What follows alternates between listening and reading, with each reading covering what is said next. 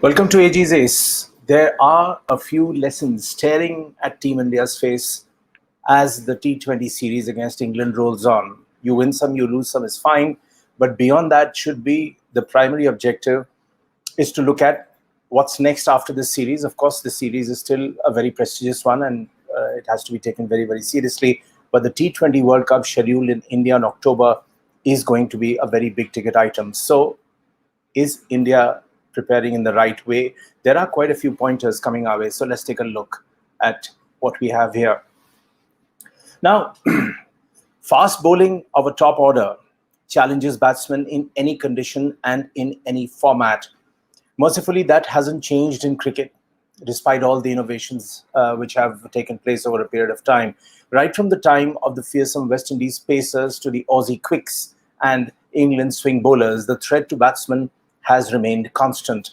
So when Wood bowls at 150 kilometers per hour in a T20 match, even if it is just for 4 overs, you can see batters hop.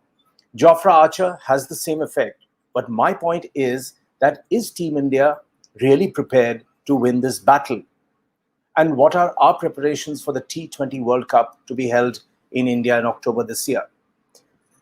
So, I have a few thoughts which I want to share with you. First is, don't pick players who are not match fit, that is, who have not played in match conditions before a major tournament. Rahul need not have been persisted with when he's so woefully out of form and has returned after recovering from injury. Shikhar Dhawan is another prime example. Both could not even bring the bat down in time against the pace of Wood. What purpose does it serve to be so foolishly persistent or optimistic? Ask yourself that question. Hardik Pandya could not put bat to ball on at least 6 occasions in the latest match against England. I stand corrected if I'm wrong, but I counted those moments. This meant he played a maiden over. He ran out of time to make amends. Of course, he's a terrific player. But my point is, big hitters need a little lead time. Keep that in mind. Then, the other important point is don't drop players who have done well in the red ball format just because there is a different pipeline for the white ball format. It makes little sense to drop an informed bowler like Siraj for the T20 matches against England. Hardik Pandya could have been played for the test format too against Australia, but he was sent home. Please remember, Hardik Pandya had even volunteered to stay back if the team management had asked him to, but that never happened. There's this constant cliche which is used in cricket, horses for courses. I feel it is a misnomer in modern cricket. Some players are good for all formats, like Virat Kohli, but it obviously depends on their fitness and rest required for the body to recuperate.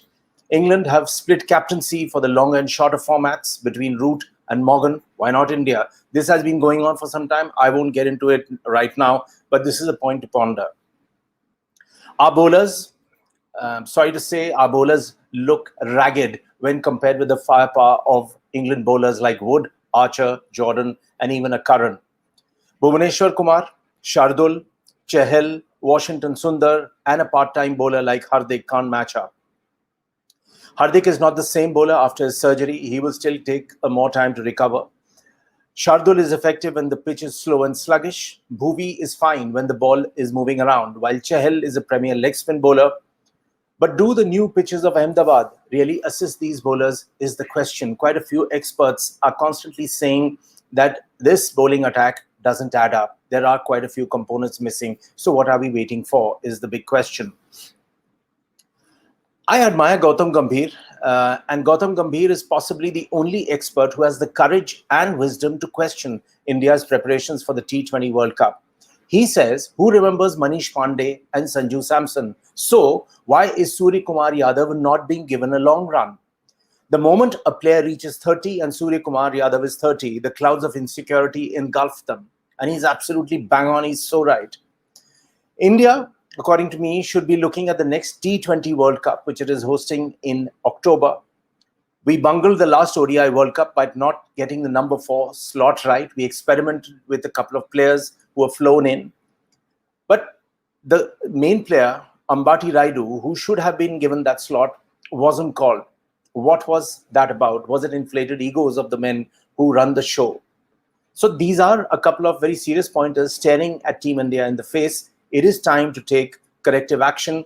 And also, one should listen to voices like Gautam Gambhir, who are not part of this entire pack of well looked after and paid for commentators who blab through the day, but there is not one point of constructive criticism coming through. All that they're interested in, oh, that's a great shot, that's a beautiful shot, that's a brilliant delivery, that has taken a wicket. All of that we can see for ourselves, we can judge for ourselves. If you gentlemen and ladies who are there as experts, you are expected to make a point. I respect Gautam Gambhir for that. I hope this team management would listen to more and more voices like that before the T20 World Cup unfolds in October. Thanks for watching.